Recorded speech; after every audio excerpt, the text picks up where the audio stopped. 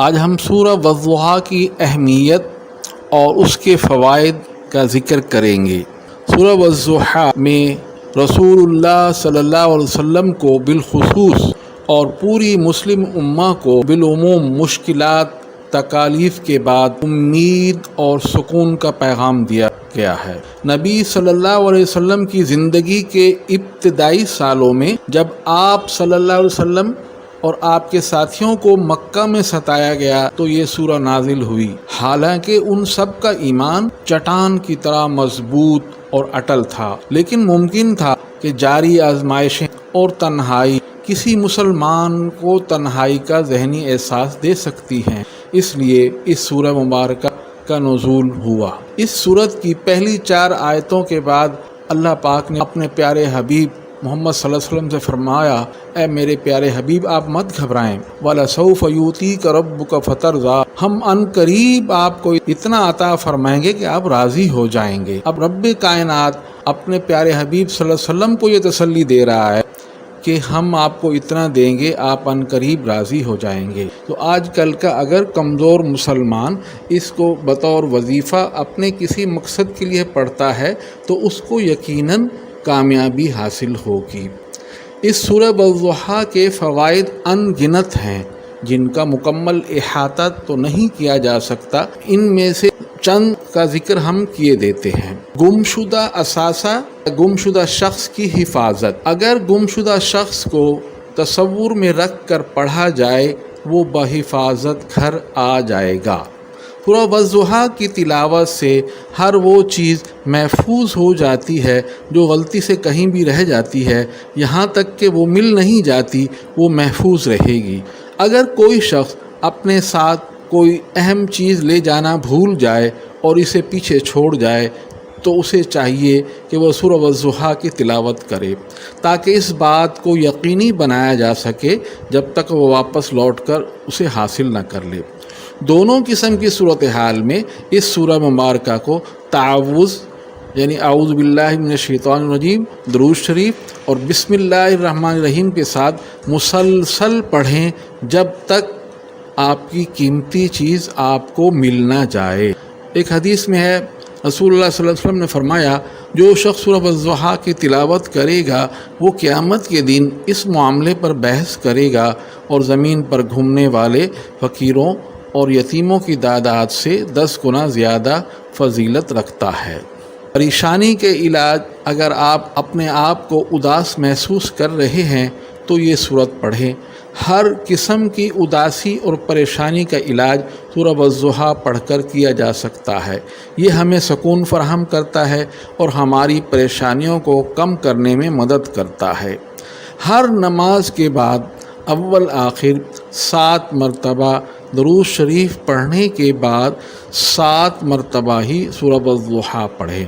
انشاءاللہ رب کائنات آپ کو ہر قسم کی پریشانی، مایوسی، ڈپریشن سے نجات دیں گے۔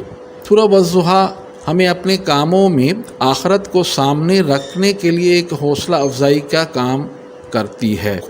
جب کوئی کام آخرت کو سامنے رکھ کر کریں گے تو اس صورت میں کبھی کوئی پریشانی پیدا نہیں ہوگی۔ ہر نماز کے بعد اس کی تلاوت سے ہمیں جو برکات حاصل ہوں گی ان برکات میں وافر غذائیت، دولت، آزادی اور دیگر ان گنت فوائد شامل ہیں۔ اس صورت کا اہم سبق یہ ہے، بحیثیت مسلمان ہمیں اپنے اندر آرزو اور امید کی خوبی کو برقرار رکھنا چاہیے۔ ہماری زندگیوں کو اللہ کی بھلائی اور مہربانی پر یقین سے بھرا ہوا ہونا چاہیے۔ ہم جو بھی کوشش کرتے ہیں اس میں اللہ سے بھرپور امید اور آرزو ضروری اجزاء ہیں۔ اگر ہم مخلص ہیں تو ہمیں اللہ کی حمایت پر بھروسہ رکھنا چاہیے اور سوچنے کا وہ طریقہ اختیار کریں جو ہمارے کام کو متحرک کرے۔ ہمارے لیے پر امید ہونے کے لیے اللہ نے ماضی کی طرف ہماری توجہ دلائی جہاں اس نے رسول اللہ صلی اللہ علیہ وآلہ وسلم کی مدد کی تھی۔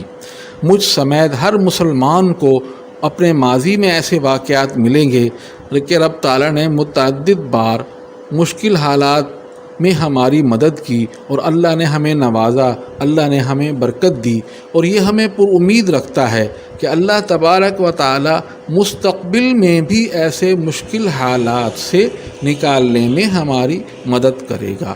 یہی سورہ والضحیٰ کا سبق ہے۔ سورہ والضحیٰ کی خیرات معاشرے میں حصہ لینا، معاشرے کے کاموں میں حصہ لینا۔ مومن کے مقاصد مغرور یا مادیت پر مبنی نہیں ہوتے۔ خیراتی افراد یعنی خیرات دینے والے بننا اس امت کی تعمیر کا ایک طریقہ ہے۔ ان مہربانیوں کی وجہ سے مسلم دنیا ترقی کرتی ہے۔ سورہ والضحیٰ کا وظیفہ پڑھتے ہوئے اچھے نتائج کے حصول کے لیے ہمیں حسب توفیق خیرات کرنی چاہیے۔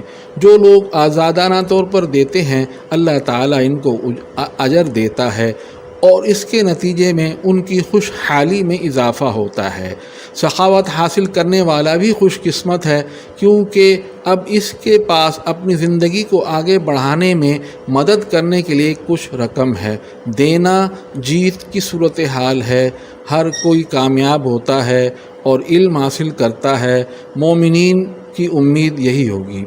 جب ہم سخاوت کے ذریعے دوسروں کی مدد کرنے پر توجہ مرکوز کرتے ہیں تو اللہ تعالیٰ فرشتوں کو ہماری مدد کے لیے مقرر کر دیتا ہے اور ہمیں اپنے مقاصد میں کامیابیاں ملنی شروع ہو جاتی ہیں۔